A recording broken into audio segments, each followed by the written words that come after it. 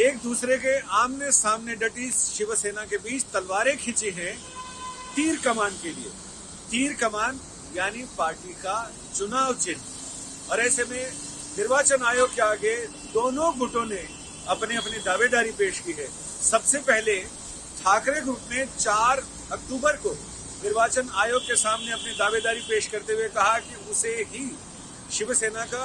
आधिकारिक चुनाव चिन्ह तीर कमान मिलना चाहिए। निर्वाचन आयोग के बाद शिंदे गुट ने भी अपनी याचिका लगाई और उन्होंने भी दावे पेश किए। उनका यह कहना था कि इतने आमदार, इतने खासदार, यानी इतने विधायक, इतने सांसद हमारे पास हैं, इतने 1.5 लाख प्रतिनिधि हमारे पास हैं, लेकिन उन्होंने ये कहा कि 1.5 लाख प्रतिनिधियों के लिए उनके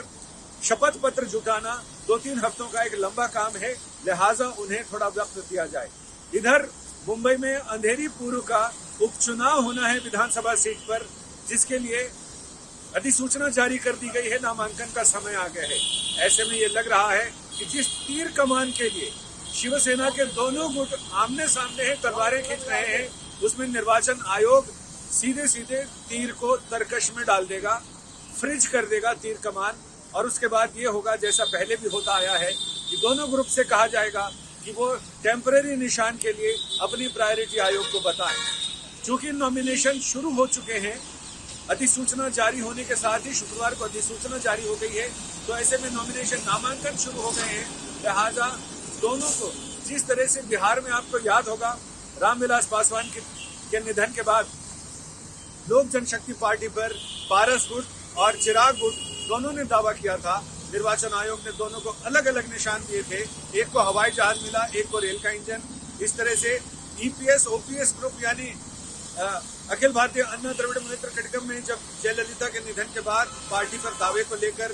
खींचतान हुई थी, तब भी ऐसा ही हुआ था। तो ऐसे में ऐसे बहुत सारे उदाहरण और प्रकरण हैं इतिहास में, जिसमें निर्वाचन आयोग ने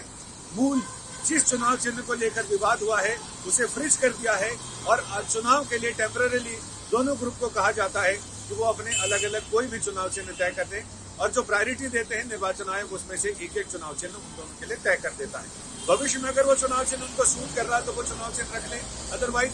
फिर जब फैसला होगा कि पार्टी पर अधिकार किसका है, चुनाव चिन्ह किसका है, नाम किसके साथ रहेगा, झंडा किसे मिलेगा, वो सारी चीजें फिर उस पर निर्भर करेंगी। महाराष्ट्र में शिवसेना का घमासान जोरों पर है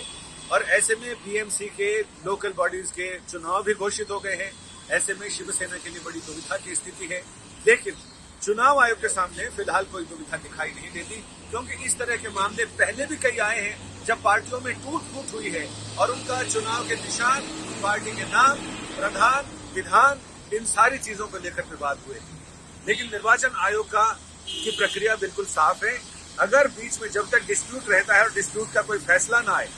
इस बीच में अगर कोई चुनाव आ जाते हैं और दोनों ही पक्ष को अलग अलग चुनाव लड़ने होते हैं, तो ऐसे में निर्वाचन आयोग की दृष्टि बिल्कुल साफ है, कार्यप्रणाली बिल्कुल साफ है। दोनों धड़ों से निर्वाचन आयोग ये कहता है कि जब तक आपका ये फैसला नहीं हो जाता है, तब तक आप एक स्वतंत्र चुनाव निशान ले सकते हैं, अलग पार्टी का नाम रख सकते हैं टेम्पररी स्तर पर यानी अस्थायी स्तर पर, और उसमें आप चुनाव लड़ें।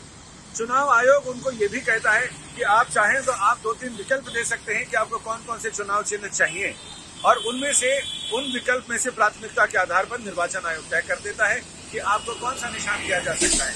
हल्के अंदाज में अगर हम बात करें तो ये भी हो सकता है कि निर्वाचन आयोग के सामने दोनों धड़े, शिवसेना के दोनों धड़े, शिवसेना का जो पुराना निशान है वो है तीर कमान। हो सकता है कि एक धड़े को तीर मिल जाए और दूसरे को कमान मिल जाए, यानी ये तो उड़ता तीर लेने की बात है। लेकिन ऐसा भी हो सकता है कि निर्वाचन आयोग तीर कमान और तीर और कमान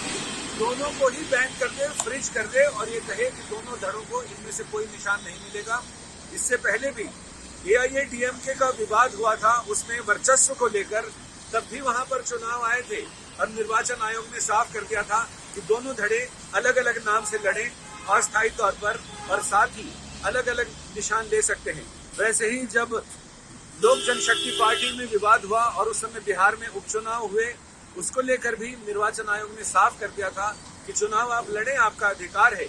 लेकिन आपको इस मामले में दो अलग अलग, तो किसी ने रेल का इंजन लिया, किसी ने कुछ लिया, लेकिन जो झोपड़ी चुनाव चिन्ह था या बंगला, वो किसी को भी नहीं दिया गया और उन्हें कहा गया कि मूल नाम किसी को नहीं मिलेगा, उसे फ्रिज कर दिया जाएगा। शिवसेना के विवाद में भी जो महाराष्ट्र में लोकल बॉडी चुनाव है या बीएमसी का चुनाव है, उसमें दोनों धड़े लड़ना चाहते हैं। दोनों धड़ों के लिए फिर ये है कि मूल चुनाव चिन्ह और पार्टी का नाम उसे फ्रिज कर दिया जाएगा और उन्हें कहा जाएगा कि तब तक आप स्थायी रूप से दूसरे निशान ले सकते हैं, उस पर आप टेम्पररीली चुनाव लड़िए और उसके बाद आपकी इच्छा है कि आप उसको कंटिन्यू रखना चाहें या आप कोई दूसरा निशान लेना चाहें।